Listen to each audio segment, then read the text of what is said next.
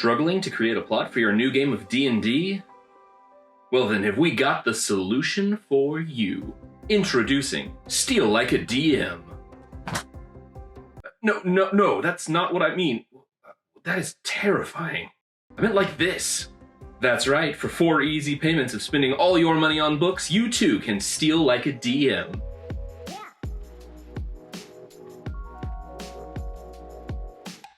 Hey there, wizards. Let's talk about how to steal like a DM.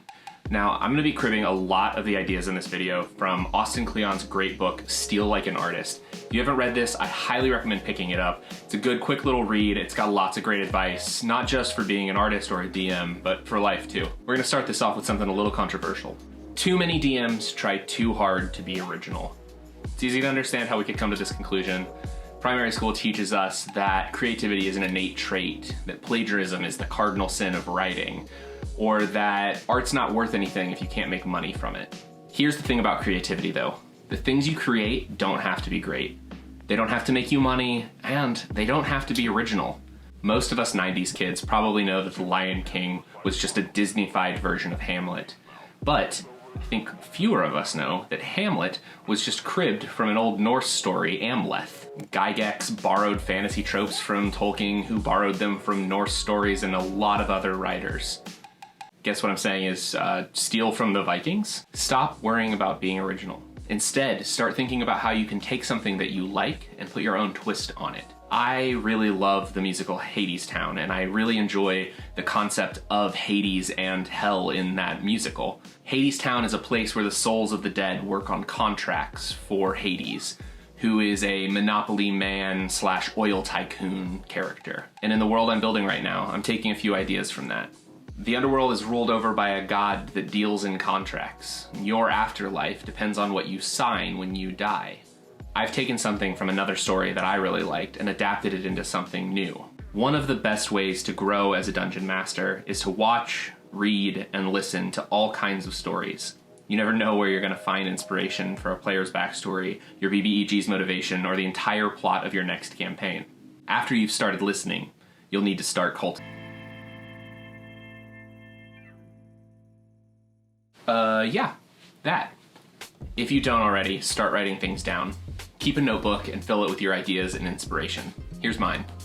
Don't rely on your brain to remember that a great idea you just had or the inspiration that you just got from that show that you're watching. It won't. I keep a notebook and pen on me and use it to collect notes and ideas. Once you've written it down, make sure you come back to it. I use a couple digital tools to help build my worlds, and for all of them, I make sure I have my notebook near me while I'm building. After you've written something down, don't come back to it immediately. Let it sit around in the back of your brain and mix with all of the other ideas that you've had. Creativity is a lot like a good soup. You gotta let the flavors mix and mingle. One final tip here, don't spend too much time categorizing your notes. It's easy to try and organize all of your thoughts with tags, categories, and folders, but that runs counter to the idea of letting things mix and mingle. You never know when the thing you thought was inspiration for your Pantheon might actually end up being inspiration for your BBEG. You can always catalog and categorize once you've synthesized your ideas into a more complete thought. Now, a lot of the general ideas for this video came from this book, Steal Like an Artist by Austin Kleon.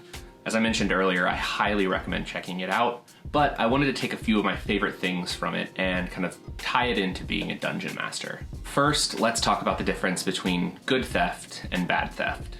Now, this should be pretty obvious, but don't just blatantly rip off other creators. It's one thing to set your home game in Westeros, but don't take the general story and characters, change the names and places, and call it something new. Good theft means studying the work of other people, building something new that honors them, and giving credit where credit is due.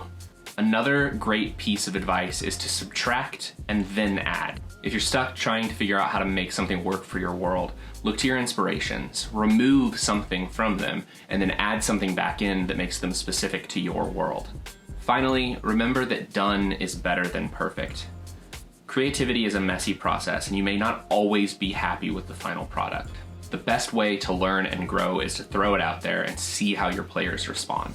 Thank you so much for watching this video. I'm excited to be jumping into YouTube. I hope you enjoyed it, and if you did, leave me a comment down below and tell me where you get your inspiration and how it's impacted your campaigns and worlds. Now, where were we?